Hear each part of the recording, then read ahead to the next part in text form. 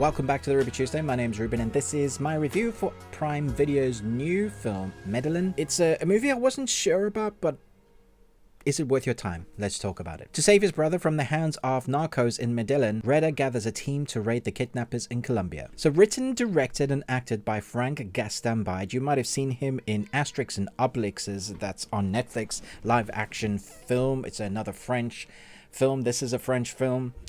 I would say that it took me about 40 minutes to get into this film. I came close to actually switching the film off.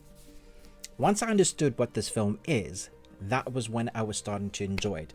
If you think a sort of heist gone wrong, a kidnapping gone wrong, you take the concept of the Hangover movies, which is interesting because Mike Tyson is in one of those and he's also in this movie, not for very long, but for long enough.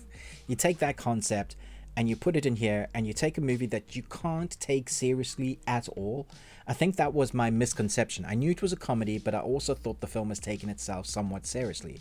So if you go in with that mindset, you're going to come out thinking this was a terrible film. However, when I adjusted my expectation of what this film actually is, and you understand it's absolutely silly, like really stupid in places, that's when you start enjoying it, because the characters here find themselves in deeper and deeper poop because they keep making stupider and stupider decisions, even though it's because they want to save their friend who's been kidnapped by narcos. There is a false start to this movie which I wasn't expecting, which makes this movie feel like it's quite long-winded. There's about a 40-minute, like I mentioned at the beginning, and then it kind of starts. There is this sort of kidnapping in the beginning, which is why our characters go to where they needed to go to rescue their friend from the narcos. And then there's a kind of, oh, but it's not really this thing, now it's this thing. And it feels like the movie just kind of starts then, which makes you feel like the movie's kind of ending when it's actually just kind of get going, or it's like in the middle. So when there is a montage, you feel like, well, why are they doing this now? It feels like the tempo's kind of all out of whack. That's not to say there aren't things to enjoy here. That from car chases to action sequences, I just guess ridiculousness. There's a little bit of heart in you, but I found it very difficult to like the main characters, at least until that first hour. And then there are moments that kind of make you like them a little bit more, so you start rooting for them. Mostly you're in it to enjoy the silliness and see what else can go wrong, because everything that can go wrong does go wrong.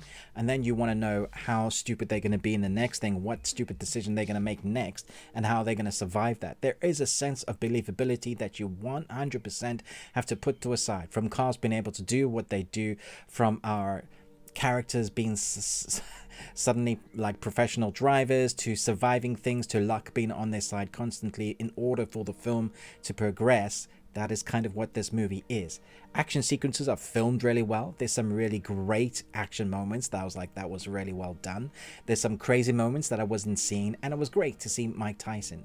Now, I think the actors themselves are fine. I just don't think it's a film that I will ever go back and watch again. As a one-time watch, it was good, kind of, but there's a lot of issues. If you want to pick it apart, you can. If you go into this film thinking it's a serious sort of film that's gonna, you know, have some Oscar dialogue, it's not that. This is an in-your-face crazy comedy film of a series of escalation moments for characters doing stupid things and then hoping that they will somewhat survive because they're the good guys, and so you're kind of rooting for them. So if you look at it like that, then think of it like almost Mr. Bean, but not quite like that. It's just guys doing stupid things in order to save their friend. That's what that is.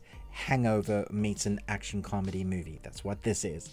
So I think there are moments I enjoyed. I'm going round in circles because I really don't know what to rate this. I know it's not a very good film, but I enjoyed most of it. Does that make sense? So I'll go down the middle and give it 2.5 Nicolas Cages out of 5.